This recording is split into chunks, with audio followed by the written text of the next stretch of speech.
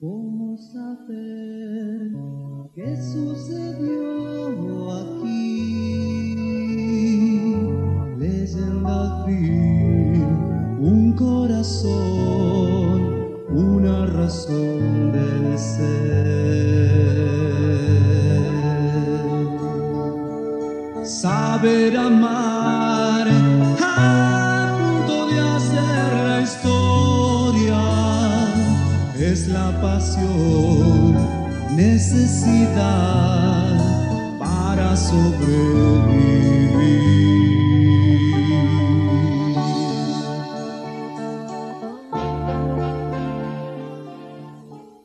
El actual territorio de la provincia de Córdoba fue habitado desde el año 6000 a.C. por pueblos especializados en la caza de guanacos y ciervos. Estos grupos fueron localizados arqueológicamente en el sitio de Allampitín, ubicado en la Pampa de Olain.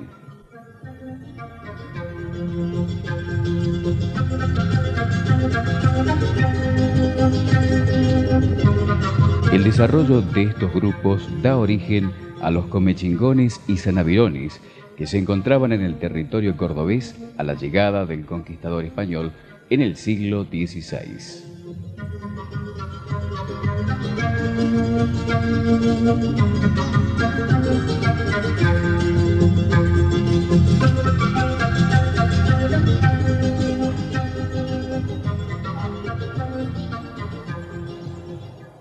Esta etnia era una etnia con características especiales.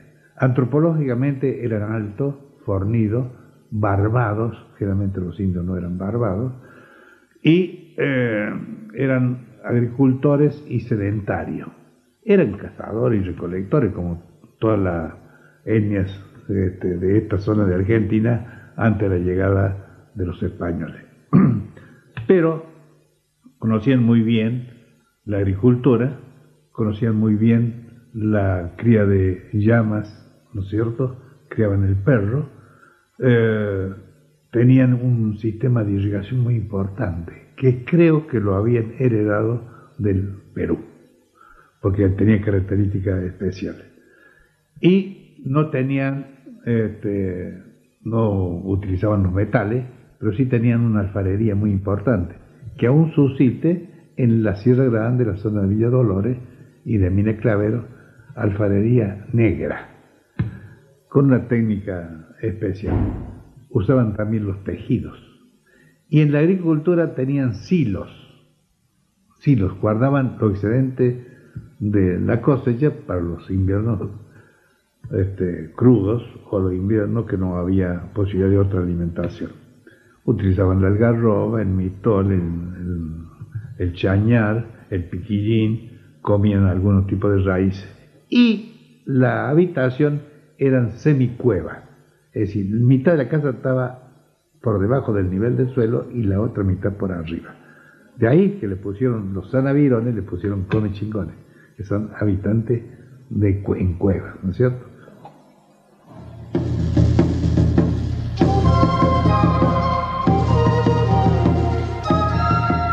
Las investigaciones arqueológicas de estas últimas décadas han permitido establecer diferencias que nos posibilitan inferir que un yacimiento arqueológico, como el estudiado en la actualidad por el Museo Cami Cosquín, pertenecen a un periodo cultural anterior al encontrado por el conquistador.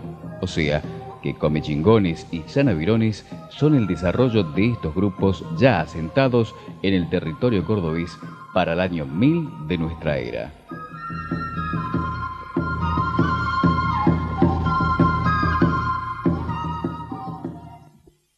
La cerámica de esta zona no fue una cerámica tan trabajada, tan fantásticamente trabajada, como lo fue la cerámica del noroeste argentino, donde está la cuestión directamente relacionada con una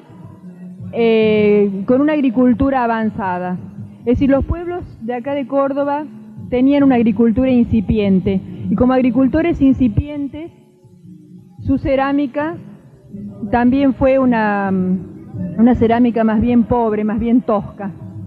Lo más característico de esta cerámica de Córdoba son las figulinas hechas en barro cocido, que tenían, digamos, una evidente connotación mítica relacionada con la fertilidad, ¿no? Figulinas o figurinas que se encontraron generalmente enterradas, probablemente formando parte de un ajuar funerario, ¿no? El tiempo, digamos, la tierra guardó ese secreto de nuestros antepasados, de para qué fueron hechas, para qué fueron utilizadas. Así también como ciertas tablillas grabadas de las culturas Ayampitín, que probablemente tengan entre 6 y 8.000 años de antigüedad, encontradas en la zona, en las orillas del lago San Roque, que nos hablan de un mundo mítico desaparecido, que no tuvo escritura, pero que eso funciona a manera de escritura, ¿no? Esas tablillas, esas figulinas, esos pucos, esas urnas funerarias hechas de arcilla, son como un escrito, son el legado, son el patrimonio de estos pueblos.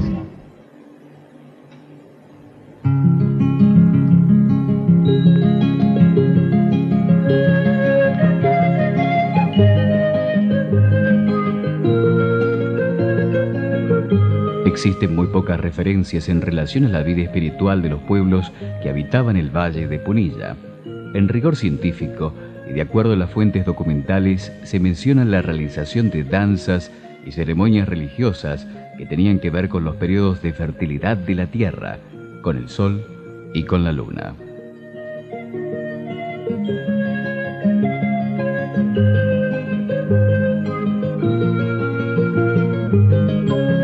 Pero más allá de esto, se habla de un valle de la música, con tribus de gente pacífica que cantaba y bailaba, disfrutando de la tierra pródiga en paz y armonía.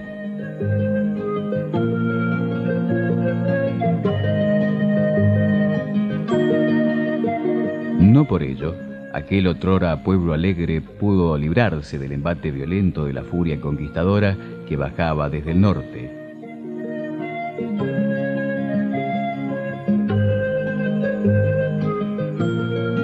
Eran tiempos de látigo y muerte, que diezmó a la población al punto de convertirlo en el Valle del Silencio.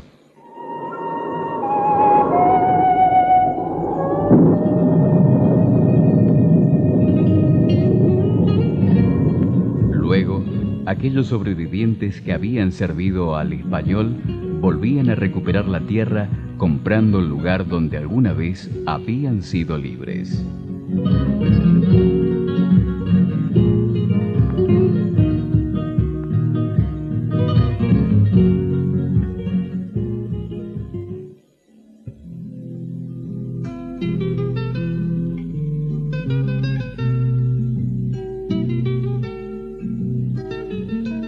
Ya a fines del siglo XIX, y luego de complicados pleitos que surgieron con referencia al reparto de las tierras, nos encontramos con una población que se organiza comunitariamente, llegando en 1939 a convertirse en la primer ciudad del Valle de Punilla.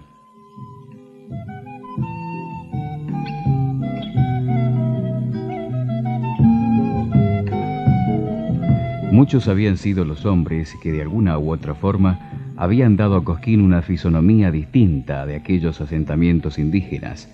Esta nueva estructura edilicia estaba emplazada en una zona de real privilegio panorámico, rodeada de bienes turísticos inapreciables, a punto de ser elegida por la élite turística de la época por sus bondades climáticas y su tranquila vida pueblerina.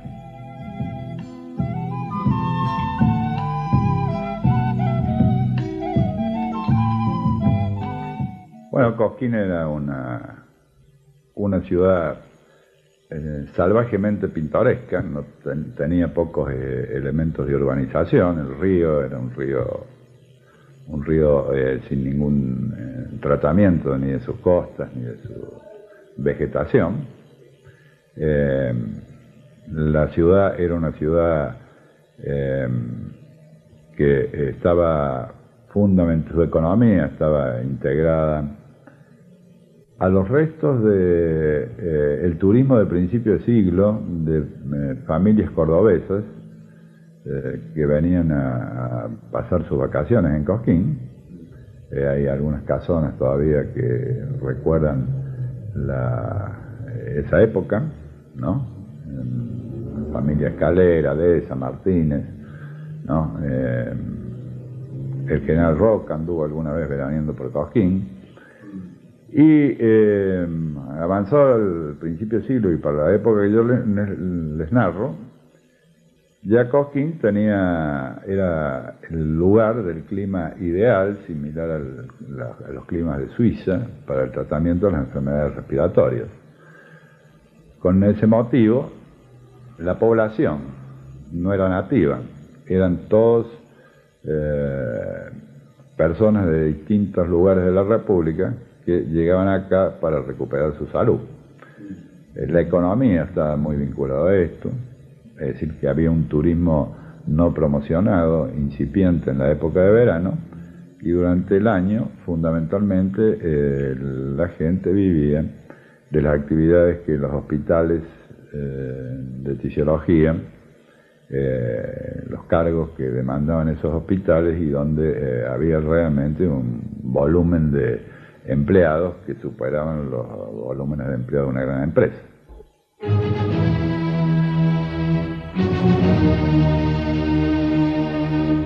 Una gran empresa que cambiaría el destino de lo que hasta ese entonces se había convertido en el lugar de curación para enfermos tuberculosos, palabra que en ese entonces significaba algo así como el futuro cementerio de las personas que padecían el mal y que tras lenta agonía los dejaba fuera de todo